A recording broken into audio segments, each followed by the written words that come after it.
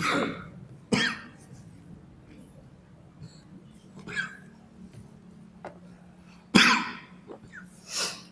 بالله من الشيطان الرجيم بسم الله الرحمن الرحيم السلام عليكم ورحمة الله وبركاته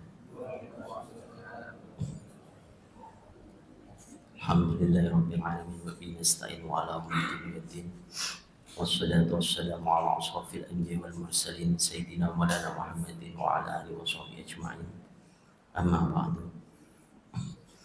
Melanjutkan syarah kitab Al-Hikam maqalah ke-29.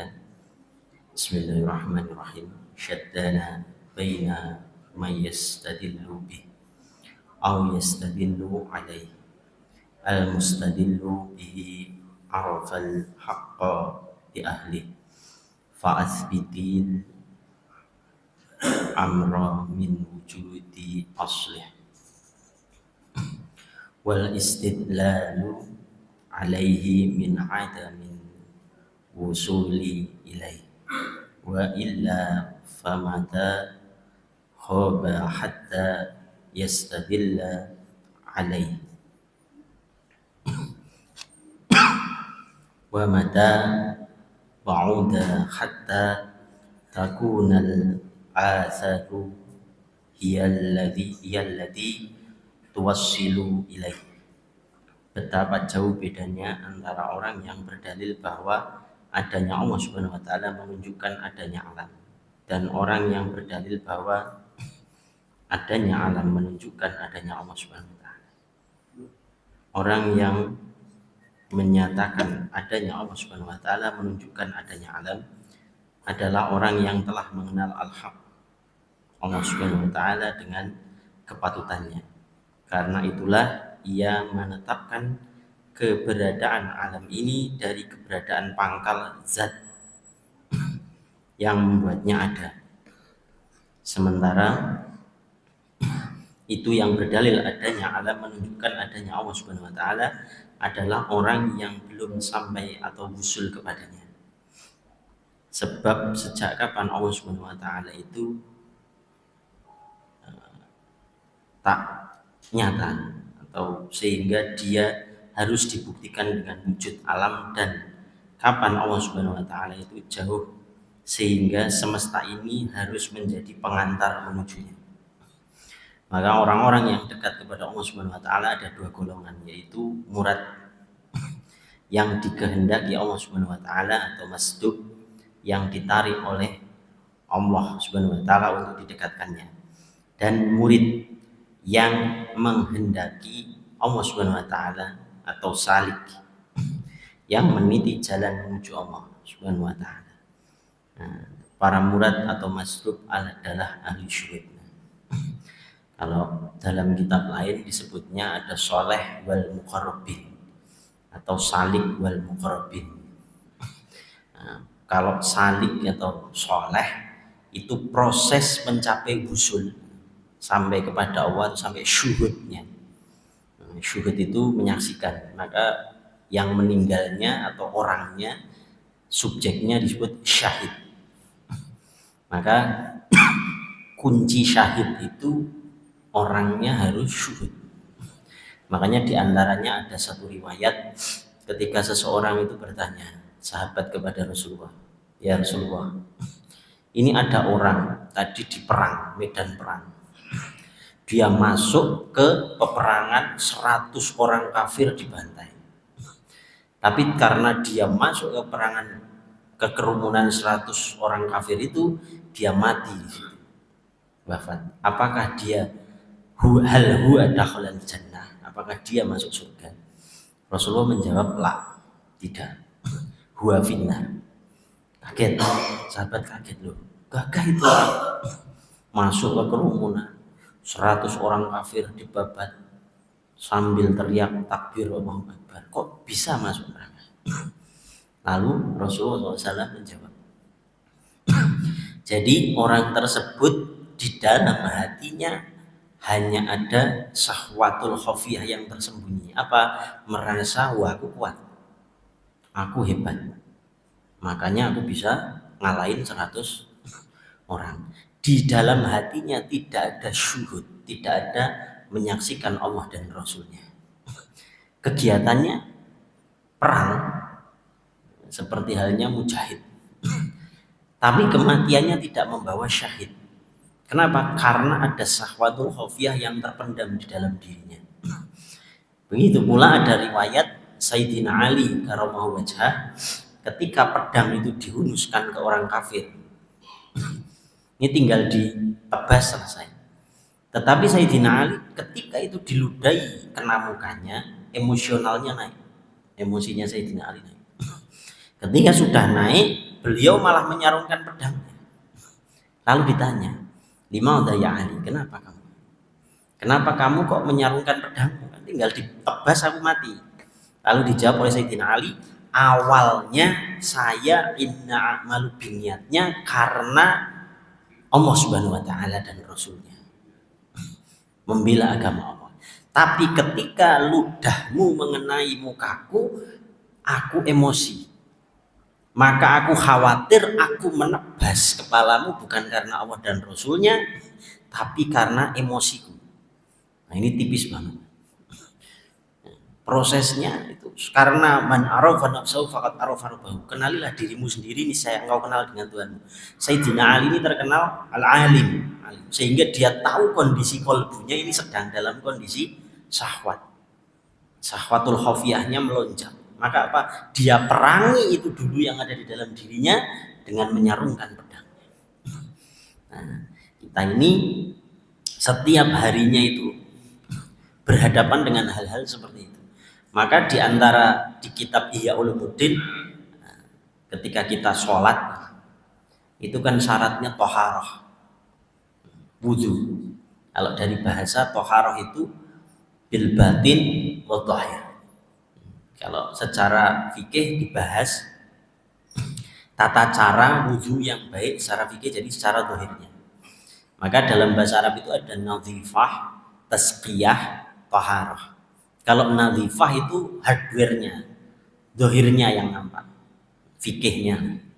Nah, tapi kalau tasqiyah kolbunya doh. Kalau toharoh dohir wal batin.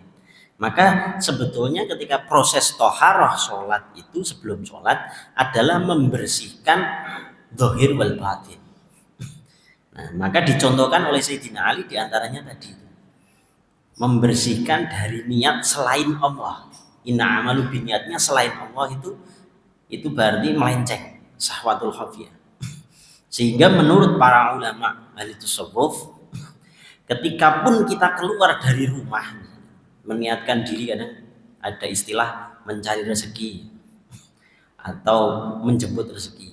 Kalau dalam kaidah ulama tasawuf dikaitkan apa? Bukan hanya mencari rezeki atau menjemput rezeki, tapi bahasanya niatnya dirubah menjadi apa? Menjalankan perintah Allah untuk berikhtiar. Sehingga apa? Ketika keluar rumah pikirannya tidak ada nanti saya dapat sekian, nanti saya misalnya dagang nanti saya sekian, saya kalau misalnya petani nanti panennya sekian. Ini nggak ada dunia, adanya apa? Saya menjalankan perintah Allah untuk berikhtiar. Urusan rezeki tidak akan seorang hamba dimatikan, melainkan telah kucukupkan rezekinya. Dalam Quran surat Al-Ankabut bahkan serangga dan lain-lain itu diatur rezekinya sedemikian rupa oleh Allah. Jadi rezeki itu sudah ditulis semua. Jatah kita makan hari ini berapa suap, berapa butir nasi, berapa tarikan nafas, berapa hembusan nafas, sudah ada semua. Maka itu tidak perlu dirisaukan. Yang perlu dirisaukan adalah kondisi batin kita syuhud atau tidak, sehingga berakhir dengan syahid atau tidak. Maka syahadat itu syahadat penyaksian sehingga syuhud. Nah, maka di sini disebut orang-orang yang dekat kepada Allah Subhanahu wa taala ada dua golongan, yaitu murad yang dikehendaki Allah atau ditarik oleh Allah. Kalau bahasa analoginya, kita sedang melakukan perjalanan misalnya katakanlah di sebuah gedung. Ada yang naiknya lewat tangga. Jadi kalau tangga itu kan satu langkah. Ada yang pakainya lift, ditarik.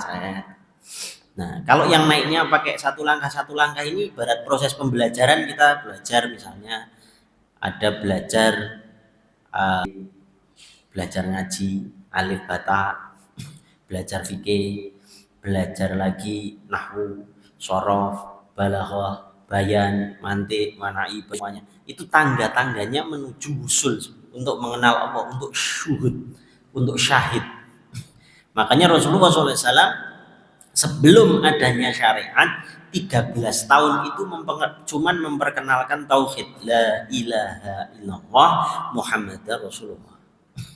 Jadi 13 tahun itu mengokohkan syuhudnya, syahidnya, syahadatnya.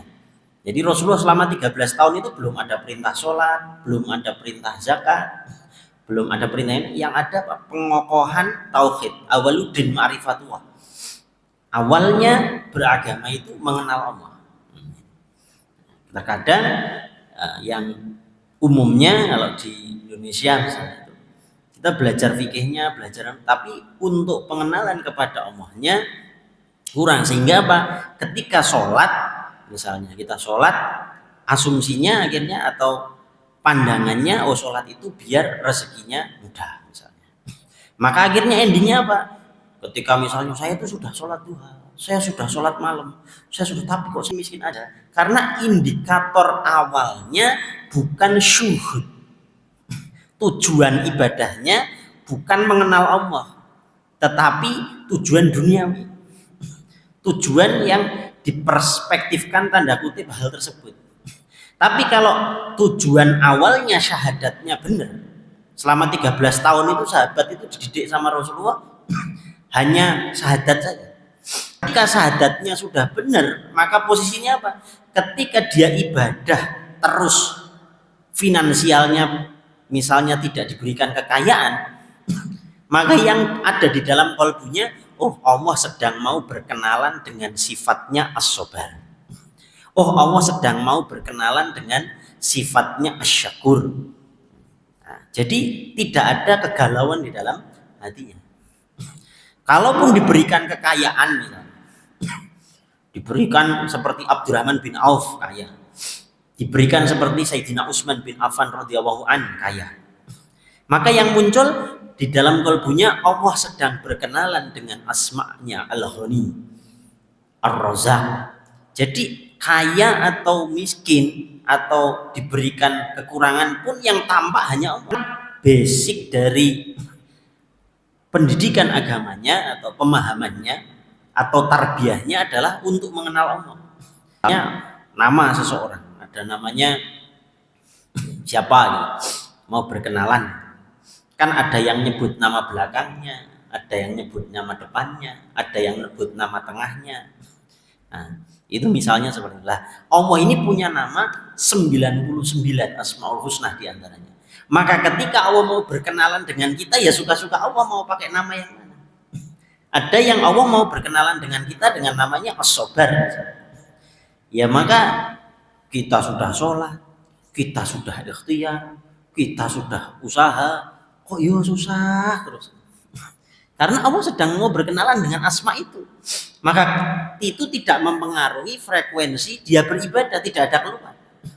Tapi kalau basic dari awal dia beragama bukan untuk mengenal Allah, ketika dia sholat malam, ketika dia sholat duha, ketika kita itu ibadah puasa Senin Kamis dan lain-lain terus tidak mendapatkan apa yang dia harapkan, apa yang kita harapkan, nanti ngeluh. Ya Allah, saya ini kan sudah sholat duha. Ya Allah, saya kan sudah tahajud. Kok hidup saya kok masih susah? Akhirnya akan ke sana. Karena apa? Ujungnya bukan untuk mengenal Allah, bukan berkenalan dengan Allah. Nah, ini yang disebut orang-orang yang kafaro, tertutup. Tapi kafaronya bukan secara tauhid tidak Islam, tapi kafaro yang tertutup dari pengetahuan untuk mengenal Allah. Nah, ini yang disindir dalam syair tanpa waton itu, kafire dhewe enggak digatekke. Sering ngafirke marang liyan. Maknanya apa? Ada ketutupnya diri kita untuk pengetahuan tentang Allah, sehingga akhirnya menunjuk hal-hal lain yang tertutup dari orang lain. Padahal ada hal-hal kita yang harusnya itu dibuka. Nah, itu diantaranya. Maka adapun para murid atau salik, perjalanan mereka menuju Allah Subhanahu wa taala masih terhalang pandangan mereka terhadap dunia dan alam semesta. Di mata mereka semesta teramat lahir, teramat nyata, sedangkan Allah itu gaib. Maka mereka tidak melihatnya. Karena itu mereka berdalil bahwa wujud alam semesta ini membuktikan wujud Allah. Jadi untuk melakukan syuhudnya atau yakin bahwa Allah itu ada, membutuhkan makhluk dulu. Membikin analogi dulu. Misalnya ini ada gelas, berarti ada pabrik gelas. Buktinya ada pabrik gelas berarti ada gelas. Nah, ini masih memakai asumsi itu. Tapi beda dengan orang yang dia sudah ibaratnya biasa kerja di pabrik gelas, biasa bareng sama bosnya pabrik gelas. Walaupun dia sehari-hari tidak sempat melihat produksinya gelas, dia sudah yakin bahwa adanya pabrik gelas. Nah, orang yang syuhud, dia tidak perlu adanya bukti makhluk untuk meyakinkan bahwa Allah itu ada. Nah, itu diantaranya. Maka apa? Proses perjalanannya, kalau orang salik itu seperti halnya saya mencari air padahal sedang di dalam kolam renang. Jadi mencari air di dalam kolam renang. Mana air itu? Nah, maka disebut murid. Murid itu dari kata marito, artinya pencari. Dia masih mencari. Kalau bahasa sinetron itu para pencari Tuhan. Jadi masih mencari. Karena masih membuktikan bukti-bukti Allah. Oh, kalau orang begini nanti begini. Oh, berarti Allah itu ada. Oh, itu orang itu dolim. Oh, maka ada keadilan Allah. Oh, berarti Allah itu ada.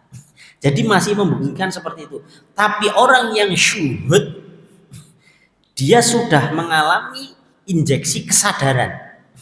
Maka apa? Seperti di dalam air, dia tidak mencari air lagi. Cuman membangkitkan kesadarannya bahwasanya oh air itu ada. Nah, maka disebut apa? Allah lebih dekat dari urat nadi.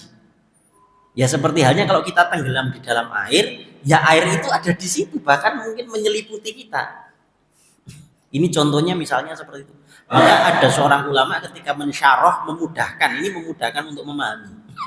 Tapi tidak plek-ketiplek begitu, tapi ini menganalogikan. Seorang ulama bertanya, apa makhluk terbesar di dunia ini? Bingung, wah apa ya? Yang terbesar di lautan udah, yang di lautan yang terbesar apa? Oh paus, oh apa? Bukan, yang terbesar air, air makhluk. Terus yang terkecil apa? Yang terkecil apa ya? Mikroba apa? Oh ternyata hidrogen H2O, air juga. Maka satu makhluk bisa menyimbolkan yang besar maupun yang paling kecil. Artinya apa?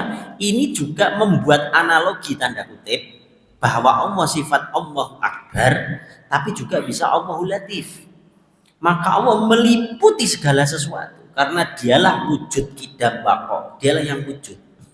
Maka apa? Orang yang syuhud, yang telah wusul, yang telah sampai kepada Allah, dia tidak butuh lagi syarat adanya makhluk untuk membuktikan adanya Allah. Lah itu baru membuktikan asyhadu alla ilaha illallah. Maka menafikan yang lain. Yang ada hanya Allah, disebut la maujud illallah. Sehingga pandangannya di dalam syuhudnya, di dalam kolbunya melihat semua ini Allah.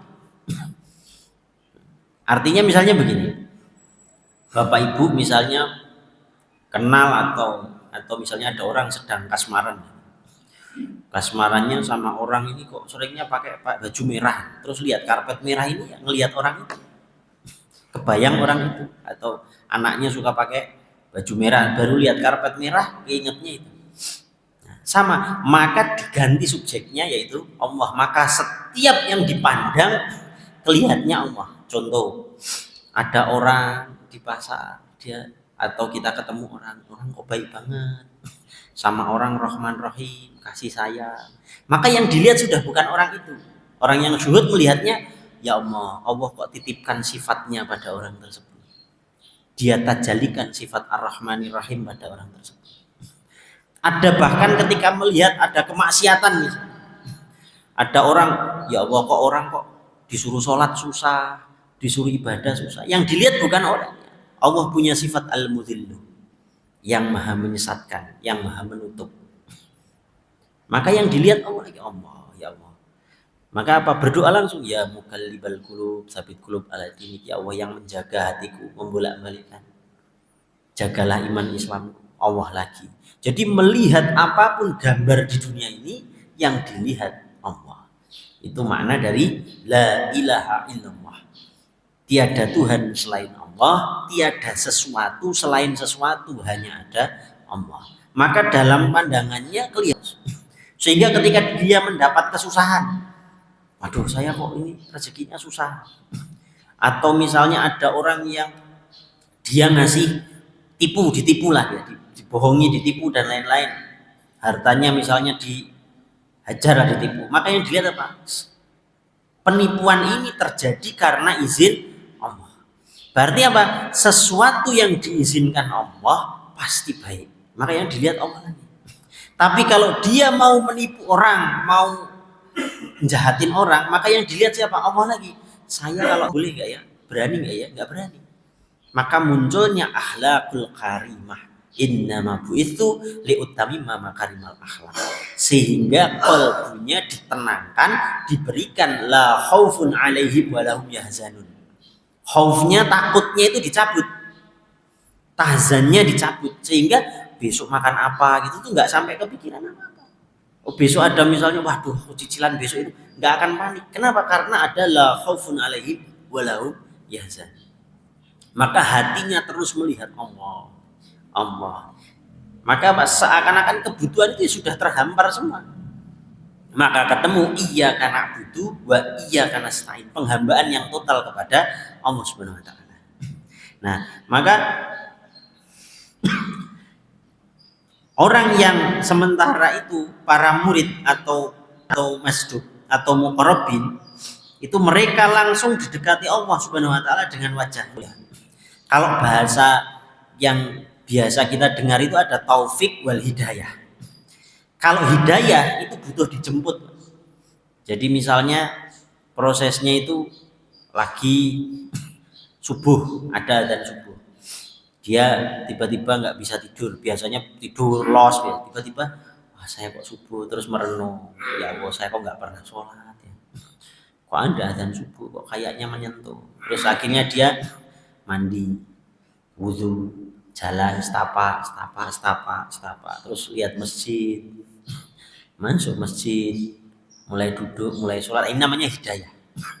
Tapi kalau taufik, dia misalnya malam-malam biasanya nggak pernah sholat, nggak pernah apa, tiba-tiba lewat masjid, rumahnya dikunci, lupa bawa kunci, gedor-gedor nggak dibukain, wah ada masjid, tidur dulu di masjid ah, tidur.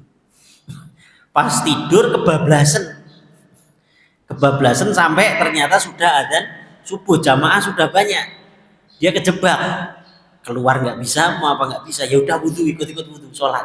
Nah, ini namanya taufik. Jadi tidak ada niat untuk mau niat datang, tapi dipaksa sama Allah, akhirnya dia kena taufik. Jadi taufik itu Allah yang paksa kondisinya. Kalau hidayah, dia merenung dulu di rumah. Kok lihat, dengar ada, oh kayaknya saya itu kok kurang sholat. Nah itu hidayah. Jadi dia butuh menjemput. Ada proses dari dirinya sendiri untuk sampai kepada hidayah itu. Tapi kalau taufik, Allah yang mengkondisikan kondisinya, suka tidak suka dia akan melakukan ibadah. Nah itu taufik. Lah sama, kalau salik ada proses kita. Oh saya mau belajar, oh saya mau ke majelis, oh saya mau. Nah, tapi kalau murad, posisinya Allah yang langsung mau berkenalan dengan dia. Jadi contohnya misalnya dia sedang tertipu, terus lagi tertipu, uangnya ludes apa-apa, terus dia diem, terus Allah tiba-tiba, kamu nggak apa-apa ditipu, kalaupun ditipu ada saya. Terus tiba-tiba hatinya jadi tenang, jadi padahal dia tidak melakukan proses. Terus tiba-tiba dia akhirnya ya sudahlah, harta nggak usah dipikir, saya mau ibadah aja, mau sholat aja. Itu proses Allah berarti langsung membusulkan dia. Jadi ditarik, seperti halnya lift itu ditarik, didekatkan langsung. Jadi prosesnya lebih cepat daripada hidayah, daripada murid, daripada salik. Ya, ini diantaranya. Ada hal-hal seperti itu, ada. Prosesnya biasanya orang-orang yang tiba-tiba terkena goncangan yang besar.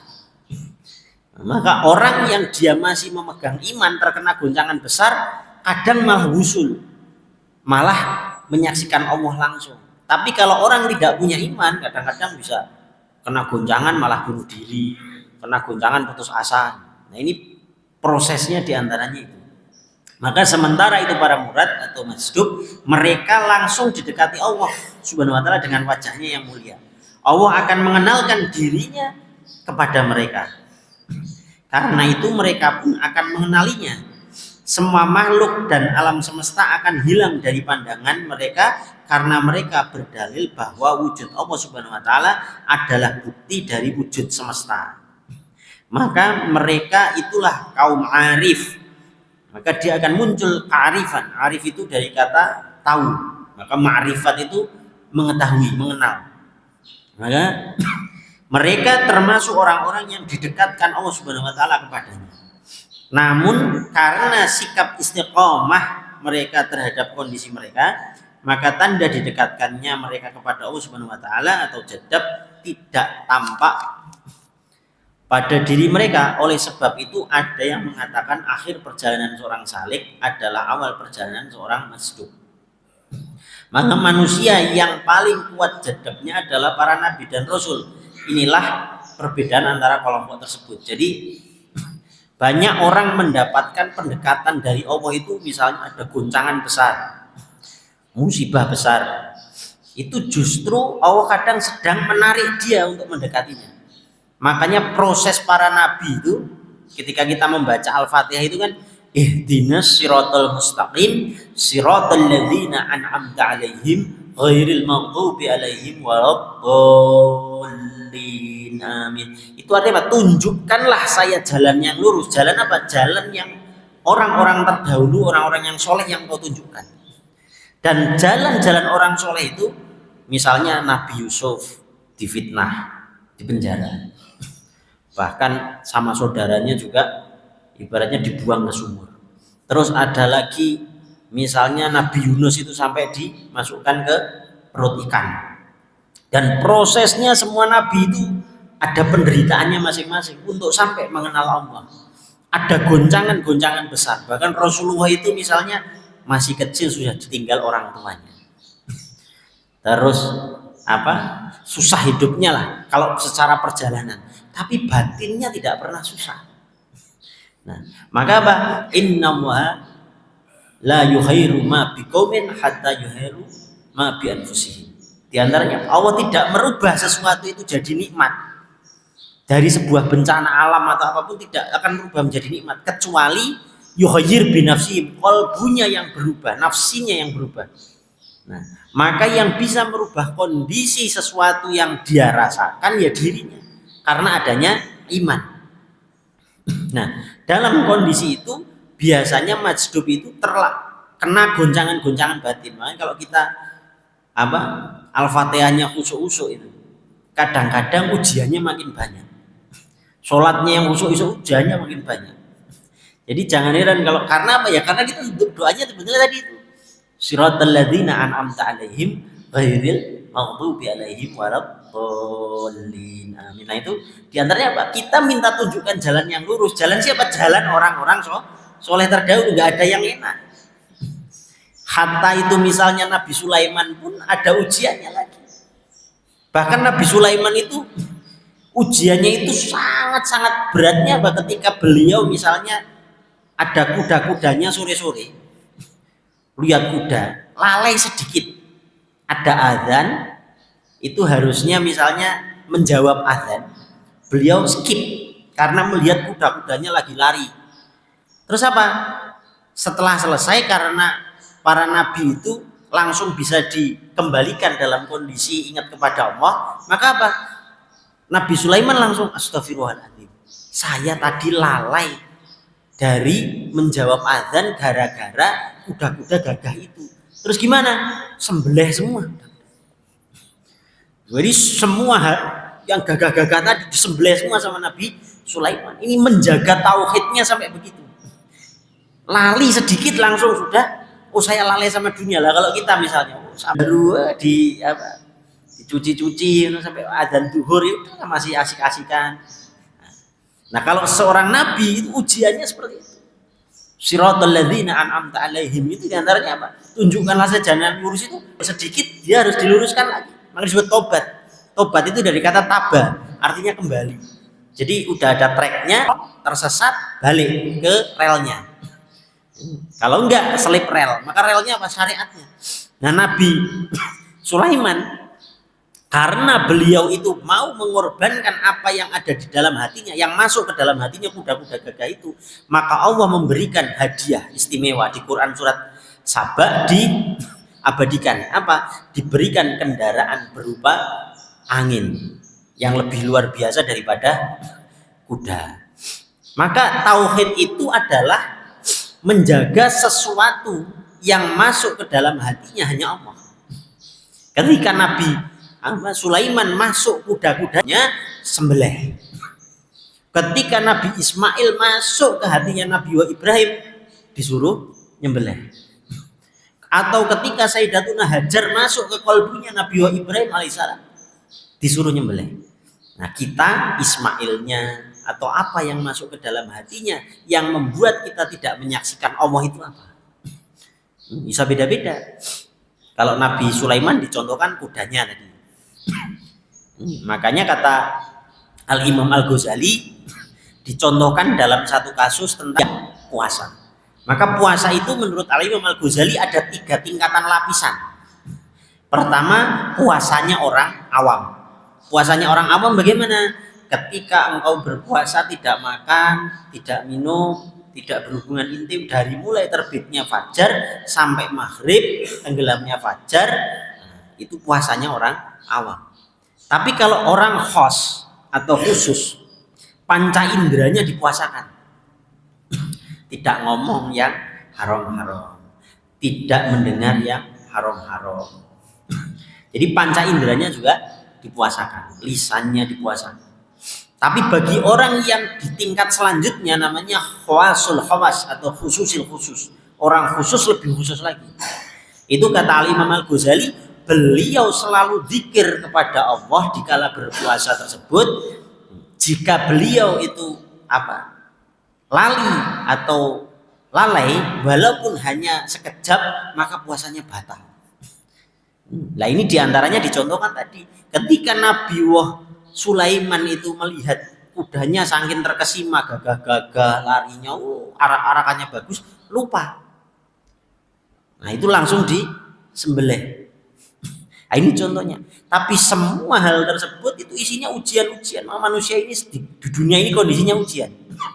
Kalau bahasa tanda kutipnya kita ini sebetulnya bukan makhluk dunia, kita ini alien. Ya kenapa? Kalau makhluk asli dunia lahir jebrol itu langsung bisa lari. Tikus lahir lari, kucing lahir lari. Apalagi kuda lari semua. Langsung bisa jalan. Tapi kita enggak, lahir 5 bulan masih latihan untuk tengkurap aja belum jejak. Nanti setahun mulai kadang bisa jalan. Terus diajari ngomong 2 tahun mulai bisa celat-celat bisa ngomong. Artinya aslinya kita bukan penduduk sini. Maka disuruh apa? Roji'un, roja'an, kembali. Kembali ke asalnya. Yang asalnya jasad itu tanah misalnya. Min solsolin kal fakor. Kita dari tanah tembikar itu unsur api. Itu dikembalikan ke tanah. Unsur apinya dikembalikan ke api. Unsur tanahnya ditambahkan ke tanah. Nafsnya kembali. Jiwanya, ruhaniyahnya kembali kepada Allah Subhanahu wa taala. Maka kata Syekh Abdul Qadir Al-Jailani, al-maut qabla al-maut, matilah kamu sebelum mati. Maksudnya gimana? Kosongkan hatimu dari semua kehidupan ini sehingga yang ada muncul kesadaranmu untuk menuju pulang. Kalau sudah kesadarannya menuju pulang, maka apa? Maka ngeflat. Dikasih seneng ya biasa, dikasih susah ya biasa. Jadi kayak orang mati itu kan tit gitu. Orang hidup tit tit. Nah, maka bisanya muncul itu apa? Karena sudah zuhud. Zuhud itu apa? Zuhud itu tidak ada rasa terhadap kesukaan sesuatu di dunia ini. Yang ada kecintaan kepada Allah. Contoh misalnya, ada seseorang itu kalau nggak makan di restoran yang harganya seporsi misalnya 200.000, maka dia tidak menganggap itu makan. Tapi ada orang yang misalnya wah kalau dikasih makan 10.000 aja sudah alhamdulillah. Dikasih wah ada nasi, ada kecap, alhamdulillah. Dan nasi kasih tempe, alhamdulillah. Dan dia tidak merasa menderita. Artinya nggak melihat oh yang makan di restoran itu hebat, enggak, biasa aja. Atau orang yang di dalam software pikirannya naik mobil nggak naik mobil itu nggak ada rasa sedih apa ya nggak ada apa-apa. Nah semakin kita menipiskan kebutuhan itu kata Imam Syafi'i, siapa orang kaya itu ya Imam Syafi'i? Ditanya, orang kaya adalah orang yang menekan tingkat kebutuhannya semakin sedikit sampai derajat mendekati nol. Jadi kalau kebutuhannya orang itu yang normal makan 3 kali sehari misalnya, dia tekan jadi 2 kali sehari. Terus ditekan lagi jadi sekali sehari.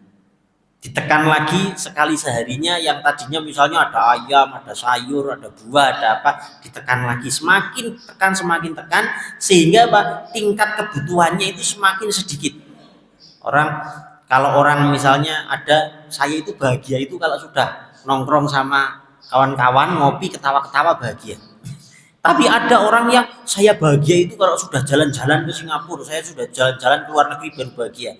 Ada lagi saya kalau bahagia harus naik mobil. Ada lagi saya kalau bahagia harus naik pesawat. Maka semakin kamu tingkat bahagianya harus membutuhkan effort yang luas, itu semakin menderita kata Imam Syafi'i. Orang yang kaya adalah kata Imam Syafi'i, orang yang semakin sedikit dia membutuhkan dunia ini, tapi dia sudah merasa cukup. Itu kata Imam Syafi'i. Definisinya berbeda dengan pakar ekonomi. Kalau pakar ekonomi, alat pemuas kebutuhannya makin tinggi, berarti dia makin bahagia. Ini kata orang ekonomi. Tapi kalau kata Imam Syafi'i dibalik, semakin kamu walaupun alat pemuasnya tinggi, kalau kebutuhanmu semakin rendah, maka kamu akan bahagia. Contohnya misalnya, punya uang 10.000, tetapi hatinya kebutuhannya cuma 5.000, bahagia ya. Tapi ada uang punyanya 1 miliar, tapi kebutuhannya 1,1 miliar, sedih dia. Punya uang 1 miliar, tapi kan saya kan ini 1 miliar itu masih butuh cicilan ini totalnya 1,1, sedih dia. Nah, maka apa kata Imam Syafi'i?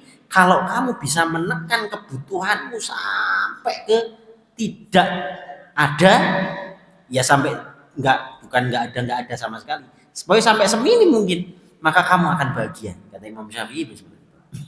Maka disitulah nanti akan muncul kesadaran melihat Allah Subhanahu Wa Taala, sehingga tidak ada diatur apapun. Nah itulah yang disebut independensi makhluk yang disebut khalifatul fil ard. Khalifah itu imam. Imam itu hanya ditundukkan sama perintah Allah. Jadi Allah perintahkannya apa? Allahu Akbar, dia Allah. Allah perintahkannya apa? Baca Al-Fatihah, Al-Fatihah. Allah perintahkan apa? Rukuk, dia rukuk. Tidak ada yang bisa memerintahkan si imam kecuali hanya perintah syariatnya Allah. Maka dia hidup di dunia ya berjalan dengan syariatnya Allah aja, udah selesai. Sehingga apa? Tidak ada entitas lain yang bisa mengaturnya kecuali Allah. Nah ini diantara prinsip hakikatnya ma'rifat, mengenal Allah. Makanya ketika orang itu syirik, misalnya bersekutu dengan setan, atau dia terus syirik khafi itu misalnya apa? Misalnya di dalam hatinya meyakini bahwa ada sesuatu yang bisa menolong dia kecuali selain Allah, syirik. Misalnya kita aja misalnya, wah saya itu berobat ke dokter yang mengobati, yang menyembuhkan, dah syirik, khafi itu. syirik yang lembut. Karena apa? Dokter bisanya itu adalah memproses ikhtiarnya, tapi yang menyembuhkan itu ya Allah. Makanya disebut iyyaka na'budu wa iyyaka nasta'in. Kalau ke dokternya hanya karena proses ikhtiar, nggak apa-apa, silahkan. Proses mengobati ya, tapi kalau yang menyembuhkan Allah, wa idza maridtu fa yashfi. Dan apabila aku sakit maka Allah menyembuhkan. Atau misalnya nanti yang memberikan rezeki saya itu bos saya. Kalau itu diyakini bahwa yang memberikan rezekinya itu bosnya, nanti Allah akan uji. Bosnya lupa gaji misalnya, harusnya tanggal gajian. Itu sebetulnya apa? Untuk mematahkan kelalaian tauhid kita. Jadi kalau kita kok selama ini saya itu sudah usaha penghasilannya tapi kok tidak sesuai dengan apa yang saya usahakan. Itu sebetulnya Allah sedang mau mematahkan harapan kita biar hanya kepada Allah SWT. Maka kalau itu sudah keluar dari kolbu kita, seperti halnya Nabi Ibrahim alaihissalam, Ismailnya dikeluarkan dari hatinya, Ismailnya nggak mati, Ismailnya dikembalikan sama Allah. Karena Allah tidak butuh nyawanya Ismail, tidak butuh darahnya Ismail. Yang butuh adalah kehambaan total kita kepada Allah Subhanahu wa taala. Makanya orang yang kadang sampai zikirnya, wiridnya, sholat malamnya itu kok untuk hatinya itu hanya untuk misalnya dunia, untuk duit, itu kadang-kadang malah susah terus. Kadang sudah ngamalin ini Pak Kiai, Ustadz, tapi kok saya nggak kaya-kaya. Karena apa? Di dalam pikirannya nggak ada Allah, adanya itu. Maka Allah sebetulnya apa? Membuat dia biar apa? Dia akhirnya patah hati dengan dunia, yang ada hanya Allah. Justru ketika yang ada hanya Allah, makom khalifatul fil ardh itu turun. Lah khalifatul fil ardh itu apa? Khalifah itu imam, al ardh itu dunia. Maka ketika kita sudah Allahu Akbar jadi imam, kita tidak suka, makmum akan ikut, al ardhi akan ikut. Kita ruku, imam ruku, makmum ruku. Imam sujud ya makmum sujud. Makmumnya siapa? Al-ardi, dunia dan seisinya. Maka ketika ihsan ibadahnya sampai melihat Allah, menyaksikan Allah, maka keluar dari sholat 5 waktu pun setiap harinya terkoneksi melihat Allah. Itu makna ma'rifat, makna syahadah. Di ayat pertama, di kalimat ayat pertama, asyhadu an la ilaha illallah. Dilanjut wa asyhadu anna Muhammadar Rasulullah. Maka apa? Kehidupannya penuh dengan mahabbah menyaksikan Rasulullah. Rasulullah bagaimana? Kalau tidur bagaimana? Kalau dia misalnya jalan seperti apa? Nah itu nanti misalnya kita ngaji di Sirah Nabawiyah, di kitab-kitab Syama'il Muhammadiyah itu apa? Cara hidupnya Rasulullah, cara tidurnya, cara makannya. Nah, akhirnya apa? Melihat, menyaksikan Rasulullah dalam kehidupannya. Jadi niru akhlaknya Rasulullah. Nanti akan ketemu sidik, amanah, tabligh, fatonah menyatu dalam dirinya. Maka ketemu tujuan Rasulullah diturunkan apa? Innama bu'itsu liutammima makarimal akhlak. Sesungguhnya aku Rasulullah diutus untuk menyempurnakan akhlak. Maka akhlaknya akan ketemu. Cara dia bermuamalah dengan orang, cara dia bermuamalah dengan makhluk hidup, bahkan dengan hewan. Kenapa ada riwayat misalnya ada seseorang ini sholatnya bagus, bahkan sama tetangganya bagus, tapi dia ditanyakan oleh sahabat, ya Rasulullah, tapi dia punya satu apa? Dia suka ngurung kucing, tidak dikasih makan, tidak dikasih minum sampai mati.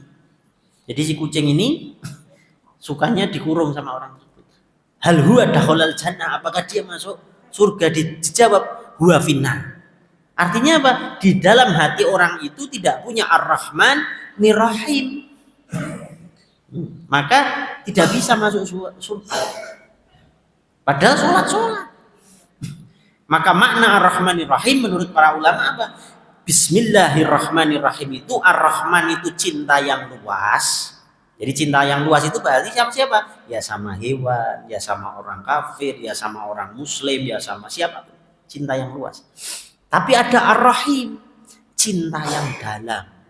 Nah ini kita bermesraan dengan Allah secara langsung. Kalau bahasa Isra Mi'raj itu ada Isra, ya ada Mi'raj. Hubungan yang luas dengan hubungan yang mendalam dengan Allah Subhanahu wa taala. Syaratnya di Quran surat Al-Isra dijelaskan subhanalladzi asra bi abdihi lailan. Di situ bi abdihi bukan bi Muhammadin. Tidak disebutkan Allah subhanallah, maha suci Allah yang memperjalankan Nabi Muhammad misalnya. Berarti kan bi Muhammadin bukan. Tapi di situ disebutnya bi abdihi. Berarti apa? Kalau kita mau diperjalankan untuk berjumpa dengan Allah Subhanahu wa taala, abduh, jadilah hamba. Lah definisi hamba itu apa dalam bahasa Arab? Hamba itu adalah orang yang membudak 100%. Membudak itu gimana? Beda dengan pekerja. Kalau zaman dulu kan ada budak. Kalau pekerja itu mau disuruh kerja, ya bayaranku berapa. Nah, maka kalau kita berdoa dengan Allah masih ada embel-embel, ya Allah saya sudah sholat duha, nanti saya rezekinya bagus nggak ya hari ini atau besok atau gimana? Berarti masih ada embel-embel belum penghambaan 100%. Lah yang dimaksud penghambaan 100% ketika dia berdoa, dia sholat duha, sholat 5 waktu tepat waktu, dia baca Quran dan lain-lain, tujuannya hanya kepada Allah lillahi ta'ala. Nah, maka koneksinya hanya kepada Allah Subhanahu wa taala. Ini sudah Isra suruh ya. Tambah dikit ada pertanyaan mungkin? Ada? Silakan.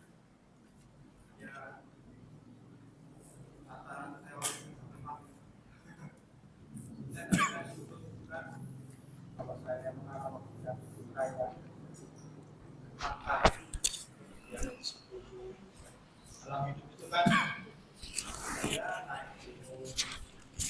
dinamikanya juga kadang-kadang membuat kita itu kan membuat kita itu kadang lupa gitu ya. Manusiawi lah kalau menurut kita ya. Karena kan semuanya juga ya Allah punya kehendak kan seperti itu. Yang ingin saya tanyakan adalah bagaimana kita menjaga kesadaran tadi suhud itu. Apakah takwa itu bagian dari itu atau itu adalah takwa itu jalannya, sehingga ketika kita mencong dikit ya kita perbaiki, mencong dikit kita perbaiki, karena iman juga kadang naik kadang. Mungkin itu dulu titiknya di sini. Terima kasih. Ya. Bismillahirrahmanirrahim. Kalau atau wali gitu. Tapi kalau orang normalnya naik, kadang turun, kadang naik, kadang turun. Tapi kalau bisa kurvanya itu walaupun turun tapi begini, turun tapi gini lagi, nah gini. Tapi turun tapi kadang gini lagi. Nah, maknanya gimana? Maka kita disuruh sholat itu mengulangi minimal 17 rakaat kan? Ihdina siratal mustaqim. Itu minimal sholat 5 waktu kan 17 rakaat diulang terus itu mereset lagi. Kadang-kadang kita ini habis subuh atau habis pengajian gini, pas gini Allah nih. Nanti keluar jam 8 sudah mikirnya dunia itu kan. Melok sini. Tapi nanti ketemu duhur lagi. Sholat duhur jamaah atau misalnya pun Allah lagi. Balik lagi di ihdina siratal mustaqim. Oh, rodok-rodok menceng lagi, nanti asar ketemu lagi ihdina siratal mustaqim.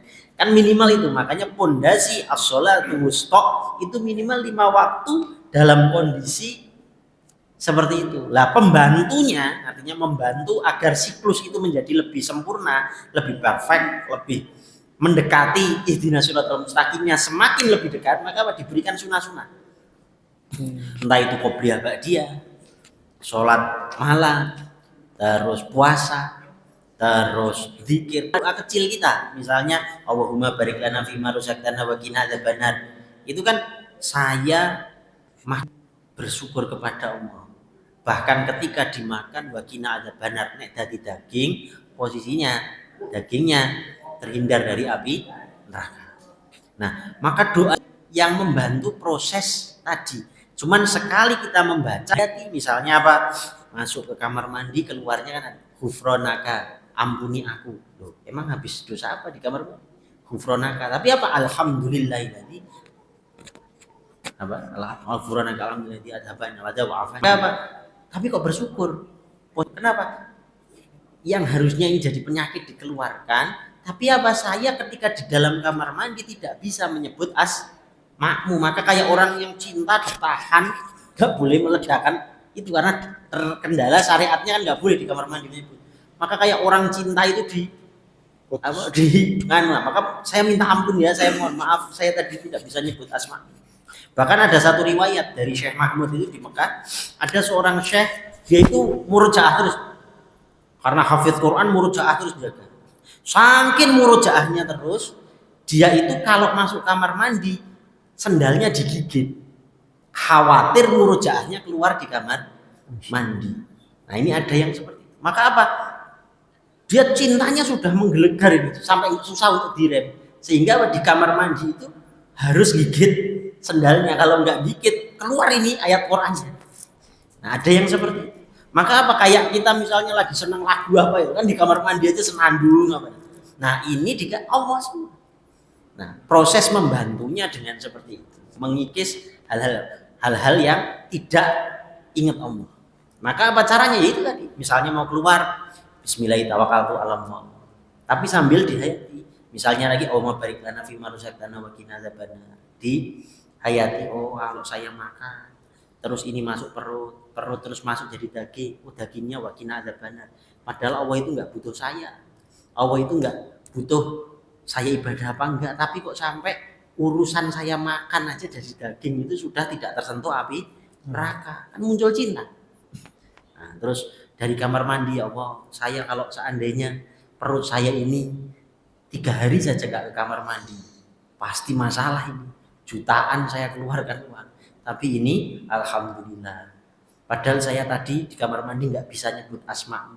Tapi kok kamu masih kasih nikmat. Ghufranaka. Nah, maka setiap masuk kamar mandi, keluar, ingat Allah lagi. Mau tidur, bismika Allahumma ahya wa bismika amut. Ahya itu kehidupan, amut itu maut. Hidup dan matiku ini sudah dipegang Allah. Belum tentu saya bangun. Tapi apa, saya pinginnya ketika saya menutup mata, kalimat terakhir ini adalah kalimat cintaku kepadamu. Jadi ada rasa yang disambung. Maka ketika mati posisinya itu syahid, menyaksikan Allah. Seperti halnya dalam hadis, orang tenggelam syahid, orang panas syahid. Kenapa? Karena posisinya sedang mengingat Allah. Orang mau tenggelam kan siapa yang mau teriak, siapa? Allah, ya Allah, ya Allah, mati. Posisinya berarti syahid. Atau kita di bis itu supirnya ugal-ugalan, lalu ya Allah, ya Allah, la ilaha illallah, la ilaha illallah. Kok mati pun kondisinya syahid? Karena dalam kondisi sedang mengingat Allah Subhanahu wa taala. Wallahu a'lam bishawab. Kita isra dulu, nanti sambung lagi mungkin kalau ada pertanyaan lain. Wallahul muwaffiq wa min thoriq, wabillahi taufiq wal hidayah. Wassalamu alaikum warahmatullahi wabarakatuh.